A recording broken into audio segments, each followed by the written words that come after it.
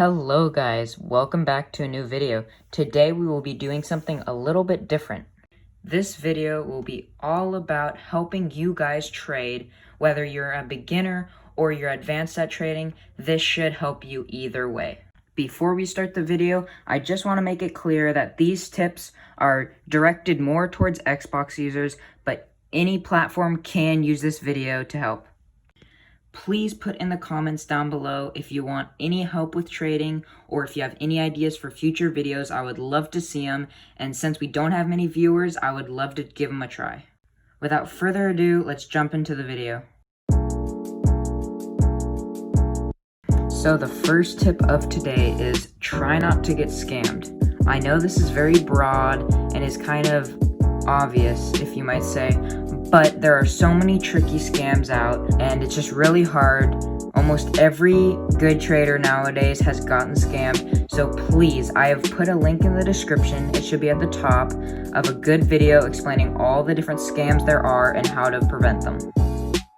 Okay guys, for tip number 2, we have make sure you talk to the person you're trading with. This is super important when you're trading because when someone is offering you a deal or when you're giving a deal to someone else, you need to be able to negotiate. There are going to be so many situations where you need to talk to this person and tell them why you think this thing is not going to sell or this thing is good or bad. You need to be able to communicate and talk about what you're doing because this is how trades are made. And another reason is if they're asking for something ridiculous and you need to tell them or say something, you can't just be typing in the chat. It takes way too long when you're on console, and it's just super painful to type out a huge sentence and for it to get blurred out because it's supposedly cursing. And this brings us to our third tip, which is use your Xbox group posts. If you have seen my Nothing to Somethings, almost all of my trades and transactions have come through club posts. They are so much quicker and faster than looking through your apps, and you actually get to talk to the person who you are trading with. I would assume almost everyone who uses an Xbox knows how to do this, but if you don't, all you have to do is press your Xbox button, and then go over to where your friends are and scroll down to clubs. Press on clubs and go to the game you're playing, which should be Rocket League. Then you're going to want to click over to multiplayer. Once you have done that, you can see a huge list of people looking for trades. And when you find one that you are interested in, for instance, if I was looking for a painted monsoon and I had 430 credits, I could press on this guy's list and then press I'm interested, and then message him whatever. It can be my offer, or it can just be invite, and I can talk to him in a party. He can invite me to the game, and then we can trade.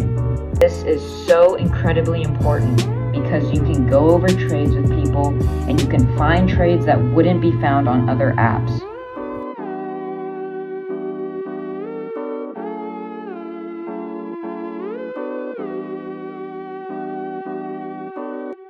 Okay guys, for our fourth tip of the video, we have know your prices. This tip also sounds obvious, but do not ever pay for the price that it says. You always want to buy things on the app for less than it says, and another huge thing you need to look out for is how common it is bought and sold. There are 2 ways of checking this. One way is to filter your app and search for the thing that you want to buy and sell and see how many people are requesting it. The second way, which is a little more technical and accurate, is to go on RL Insider, search up your item, and scroll down to where you see a big list of numbers. Just to give you guys an example, let's say I wanted to buy Dueling Dragons. I would search it up and scroll down to where it says H Dueling Dragons W credits, and then H credits W Dueling Dragons.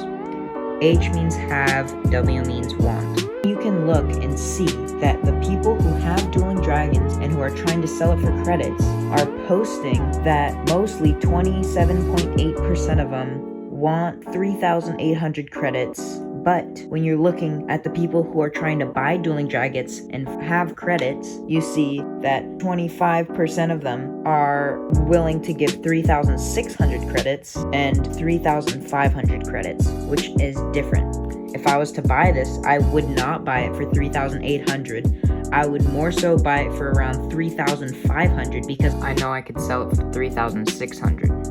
This tip is more for advanced users, and I'm sorry it was a little hard to stay with, but we are moving on to our 5th tip of the video.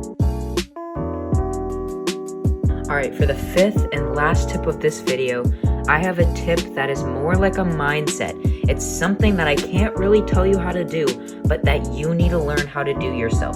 And this is taking charge in a trade.